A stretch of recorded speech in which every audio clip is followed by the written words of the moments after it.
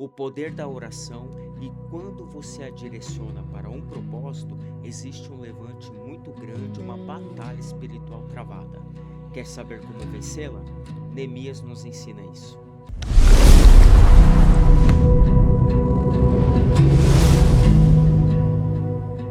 Saudações, renantes! Vamos para mais um vídeo que você possa pegar a sua Bíblia, seu material de anotações, tá bom? E desde já agradeço aqui a sua participação. Se você é novo no canal, seja muito bem-vindo em nosso meio. Este canal ele foi gerado para trazer ensinos bíblicos, unicamente para edificar a sua vida no conhecimento. Tá bom? Que Deus te abençoe. Vamos lá no texto de Neemias, capítulo 1, a partir do versículo 3. Olha que interessante.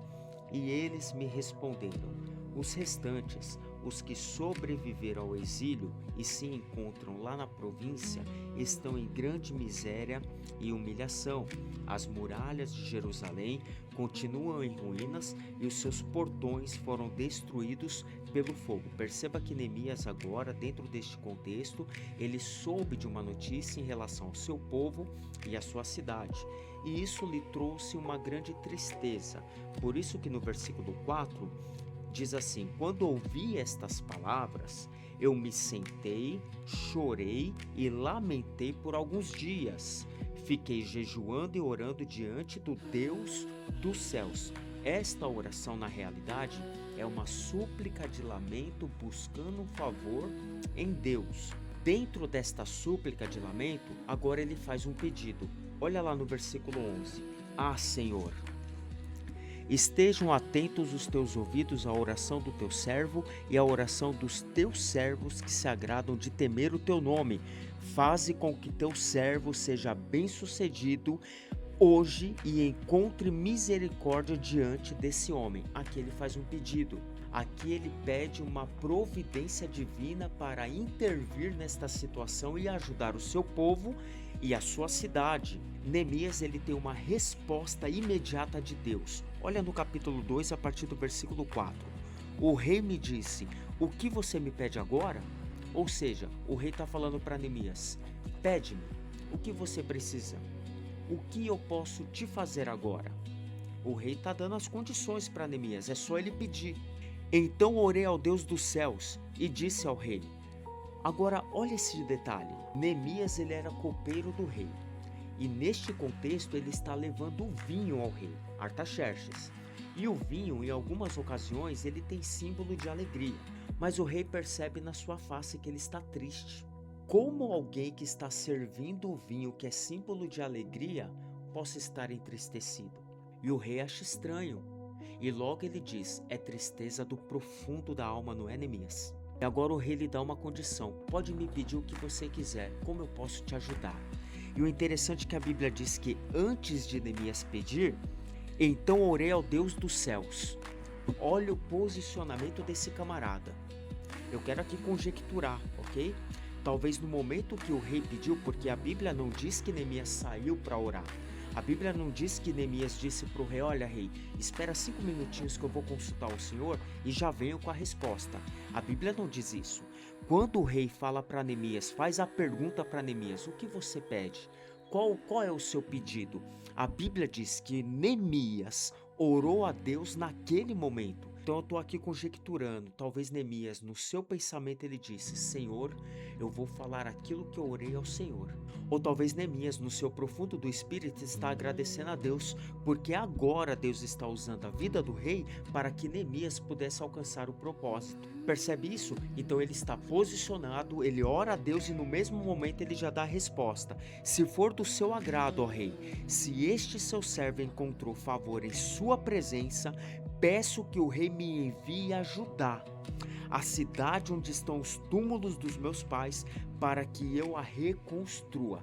O coração de Neemias estava ardendo para voltar para sua cidade e fazer algo pelo seu povo e pela sua nação. Então Neemias agora ele apresentou uma súplica de lamentação, ele pediu a Deus por intermédio desta oração e ele de imediato já recebeu a resposta. Agora que isso já foi concedido pelo rei e as cartas já estão em suas mãos para ter acesso, para ele chegar até o seu destino, até o seu propósito, começam a se levantar os inimigos.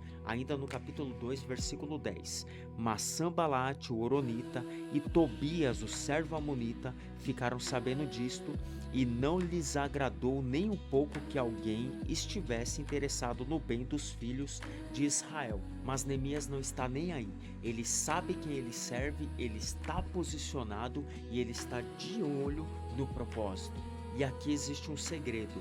Quando um plano é estabelecido por Deus ou o alcance de um propósito ao qual Deus está no negócio, nós precisamos nos calar. E muitas das vezes nós nos frustramos neste plano ou no alcance deste propósito porque nós somos muito linguarudos, nós falamos para as pessoas erradas.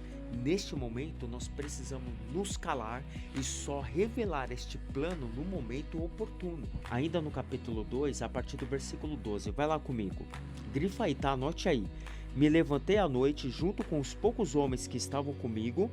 Olha isso. Não declarei a ninguém o que meu Deus havia posto no meu coração para eu fazer em Jerusalém.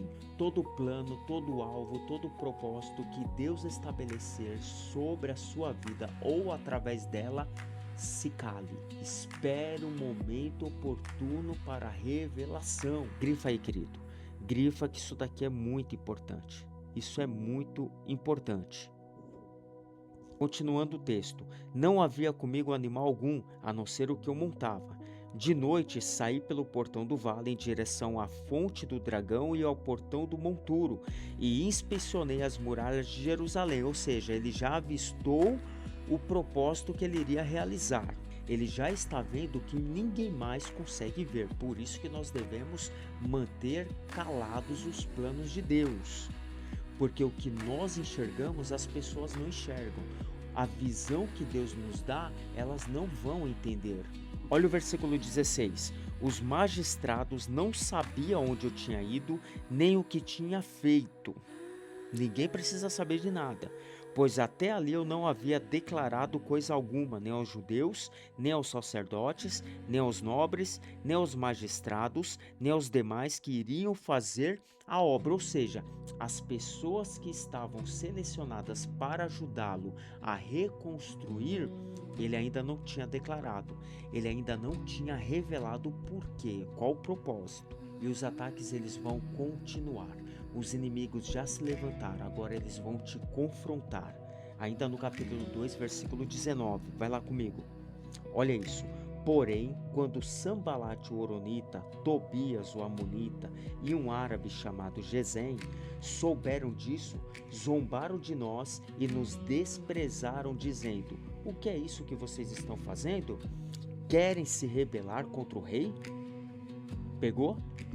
Os inimigos, primeiro eles se levantam, depois eles confrontam, mas isso não pode parar Neemias. Olha o versículo 20. Então lhes respondi: o Deus dos céus é quem fará com que sejamos bem-sucedidos. Nós, seus servos, vamos nos preparar e começar a reconstrução. Ou seja, pode se levantar, pode confrontar. Uma coisa eu tenho certeza, nós vamos começar esta construção e nós vamos alcançar o alvo. E os inimigos, eles não vão desistir, tá? Eles não vão parar. Olha o que diz no capítulo 4, versículo 3. Tobias, o amonita, estava com Sanbalate e disse: mesmo que reconstruam, olha isso, se vier uma raposa, derrubará aquela muralha de pedras. Ou seja, eles se levantaram com grande fúria. Eles confrontaram para impedir. E agora que eles estão vendo que não vão conseguir impedir, agora eles começam a lançar maldição. Pode ser que até reconstrua, só que também não vai durar muito tempo. Assim é um inimigo, querido. Aqui é confronto, tá? Mas isso não vai parar Neemias. Olha o versículo 4. Ouve, ó nosso Deus, pois estamos sendo desprezados. Faze com que seu desprezo recaia sobre a cabeça deles e faze com que sejam despojo numa terra de cativeiro.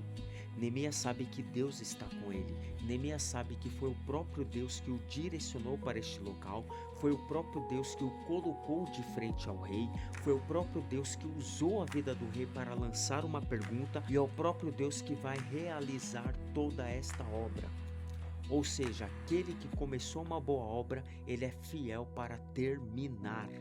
Então o que você precisa aqui? Perseverar na oração. Percebe que Neemias, no capítulo 4, versículo 4, ele está perseverando na oração? Algo que ele iniciou lá atrás, mas ele não deixou de continuar. Enquanto você está correndo até o cumprimento deste propósito, você precisa perseverar, orando, jejuando, se lamentando, suplicando, buscando ao Senhor, porque Ele é contigo. Agora o inimigo ele se levantou, ele confrontou, ele zombou e agora ele vai atacar. Olha o capítulo 4, versículo 8. Todos se ajuntaram de comum acordo para virem atacar Jerusalém e criar confusão ali. Mas Neemias está perseverando na oração. Versículo 9.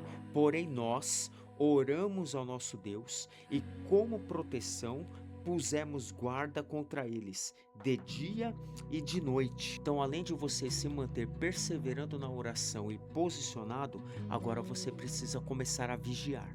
Agora você precisa se revestir da armadura de Deus. Olha o versículo 13. Neemias está sabendo que os inimigos estão querendo atacá-los, estão querendo matá-los, estão querendo destruí-los. Olha o versículo 13. Então pus o povo por famílias nos lugares baixos e abertos, por detrás da muralha, com as suas espadas e as suas lanças e os seus arcos. Agora, querido, é batalha espiritual. É necessário o revestimento da armadura de Deus para que você possa batalhar contra as ciladas do seu inimigo. Então vai ter momentos que você vai se defender com o escudo da fé, mas também vai ter momentos que você vai atacar com a espada que é a palavra. Agora olha o detalhe do capítulo 4, versículo 11. Os nossos inimigos diziam entre si, eles não ficarão sabendo, nem verão nada, até que entremos no meio deles e os matemos, e assim vamos fazer com que a obra pare. Olha o versículo 15, queridos. Quando os nossos inimigos ouviram que nós já sabíamos disso e que Deus tinha frustrado o plano deles, ou seja, estava às escondidas, um plano maligno para poder matá-los, porém eles ficaram sabendo por intervenção divina e o próprio Deus frustrou esse plano maligno deles. Olha a que ponto o inimigo pode chegar para fazer com que você se desvie do propósito. Capítulo 6, versículo 2. Sanbalat e Gesem mandaram dizer a mim, venha, vamos nos encontrar numa das aldeias do vale de Ono. Na verdade, o que eles queriam era me fazer mal. Isso não pode fazer paralisar o propósito. O inimigo vai tentar paralisar de todas as formas. Versículo 3. Por isso enviei-lhes mensageiros para dizer, estou fazendo uma grande obra e não posso descer até aí. Ou seja, eu não tenho tempo para perder com você. Eu não posso gastar a minha energia com vocês. Mas o inimigo não vai desistir, por isso que você tem que se manter posicionado. Olha o versículo 4. 4 vezes eles fizeram o mesmo pedido, mas eu lhes dei sempre a mesma resposta. Por 4 vezes eles insistiram em desviar a Neemias do seu plano. Então Sanbalat me enviou pela 5ª vez o seu servo, que trazia na mão uma carta aberta. Eles estão tentando de todas as formas fazer com que pare este projeto. Isso é tão sério que eles chegam ao ponto de se passarem por homens e mulheres de Deus para poder paralisar este projeto. Ainda no capítulo 6, versículo 10, olha o que diz. Quando foi à casa de Semaías, filho de Delaías, filho de Meetabel, que estava impedido de sair de casa, ele me disse, vamos nos encontrar na casa de Deus, dentro do templo, vamos fechar as portas do templo, porque virão matar você. De noite eles virão matar você. Aqui parece ser uma suposta proteção, mas não. Versículo 11. Porém eu disse, você acha que um homem como eu fugiria? Alguém como eu entraria no templo para salvar a vida? De maneira nenhuma entrarei. Então olha Neemias, olha o versículo 12. Então percebi que não era Deus quem o tinha enviado, mas que ele falou tal profecia contra mim, porque Tobias e Sanbalate o haviam subornado. Uma profecia feita, elaborada por barganha. Para isto subornaram, para me amedrontar e para que fazendo isso eu viesse a pecar, para que pudesse atacar a minha reputação e me afrontar. Ou seja, Neemias ele não poderia entrar no templo, até mesmo porque se ele fizesse isso, ele daria para eles brecha exatamente para atacá-lo. Olha no versículo 14, a oração de Neemias por causa dessas falsas profecias e de toda essa barganha maligna. Lembra-te, meu Deus, de Tobias e de Sanbalate, segundo as coisas que fizeram, e também da profetisa Noádia e dos outros profetas que quiseram me amedrontar. Usaram de falsa profecia, se passando por Deus, exatamente para tentar matá-lo. Cuidado! Mantenha-se na posição com oração e vigilância.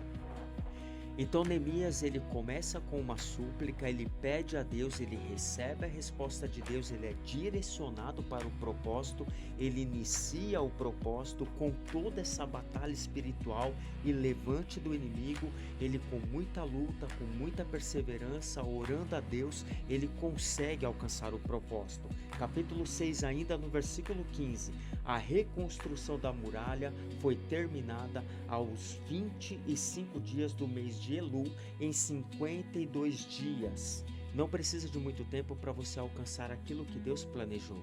Quando todos os nossos inimigos ouviram isso, todos os gentios à nossa volta temeram e decaíram muito no seu próprio conceito, porque reconheceram que foi por meio de intervenção do nosso Deus que fizemos esta obra. Para com isso. E o mais extraordinário é que Neemias reconhece que ele só alcançou este propósito por intervenção divina. Então agora você consegue perceber o poder da oração, o poder de se posicionar em Deus. Vai haver levante do inimigo, vai haver confronto, vai haver zombaria, vai haver ataque, tá tudo certo. O importante é você se manter posicionado em oração e vigilância e ter a ciência de que Deus está contigo. Porque se Ele te chamou para esta boa obra, Ele é fiel para cumprir. Gostou desse vídeo? Que você possa se inscrever no canal, compartilhe com mais pessoas, deixe seu like para o YouTube entender que é relevante este vídeo e deixe seu comentário, tá bom? Te vejo até o próximo vídeo, que Deus te abençoe.